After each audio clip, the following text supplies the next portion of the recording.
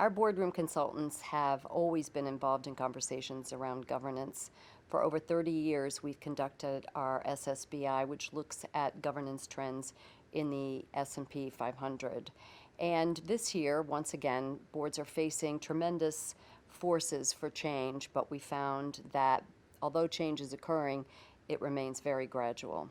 This year, we saw once again that the profile of the U.S. board member is changing.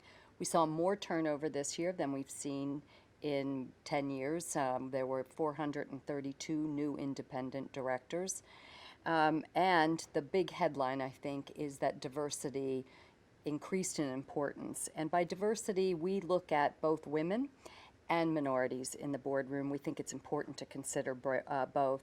And a record-breaking 59% of the new directors were diverse, and that's up from half last year.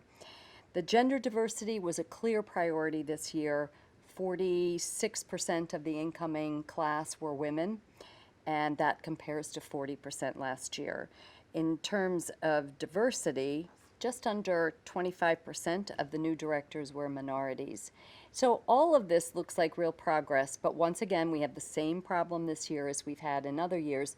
Turnover is slow in U.S. boardrooms. So although there were more new directors than there has been in the past, it was still only 8% of seats turned over. And so you have new women, you have new minorities, but it doesn't move the needle very much.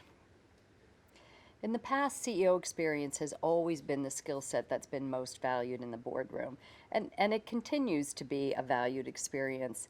But two things are happening. We're finding that CEOs are not serving on outside boards, and almost 60% of the CEOs of the S&P 500 do not have a outside board position. So there's the two things are kind of working hand in hand. The CEOs are reluctant to serve, and the skill set that's needed tends to be different than the CEO skill set.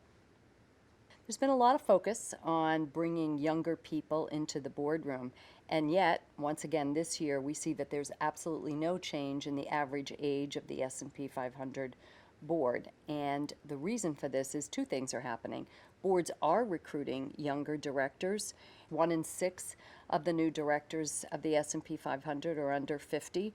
Almost 70% of them are women or minorities. Almost or over half are first-time directors, but they bring that really important experience of consumer, technology, digital that we don't see in the boardroom. On the flip side, more than 40% of the incoming board members are 60 or older. So the average of this younger cohort with the older cohort means that you see little change in the average age of the S&P 500 director. When we discuss the new directors, it feels like it could be a dynamic world, but this year, just like every year in the U.S., boards have relied on mandatory retirement age to encourage turnover. So this year, we saw that 46% of the companies that disclose their retirement age, it's 75 years or older. So turnover is slow.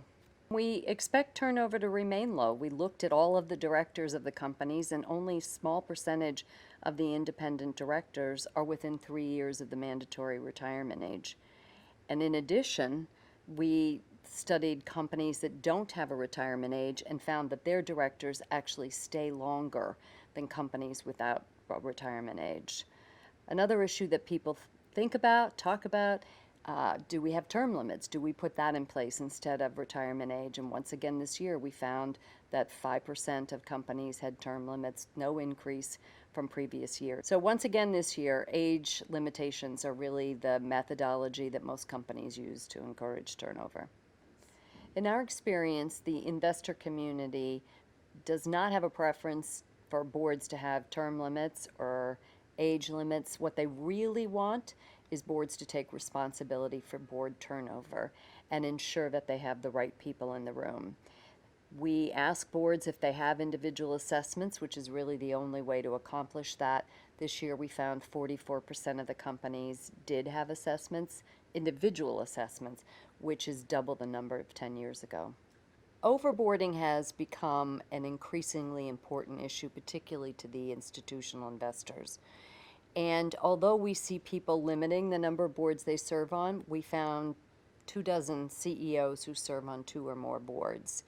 And when we looked at the policies that companies have about the number of boards that their executives can serve on or their board members serve on, it seems like they are out of step with what the institutional investors are thinking. And this is probably a conversation that everyone's going to need to have this year. Once again this year, we see an increase in independent board leadership. Over 50% of boards have a split chairman CEO, and 34% of companies have an independent split chair and CEO. One thing that we found particularly interesting this year is many boards will tell you, well, the lead director and the chairman play the same role, really. But we found that chairmen were paid 4 times what lead directors are paid. So clearly people think that this is a different role. For the first time this year, we saw average director compensation go over $300,000. The other part of that that's interesting is that there is a huge variance between sectors and between industries. And so some of the sectors at the top had slow increases, and some of the sectors at the bottom saw much greater increases in board compensation.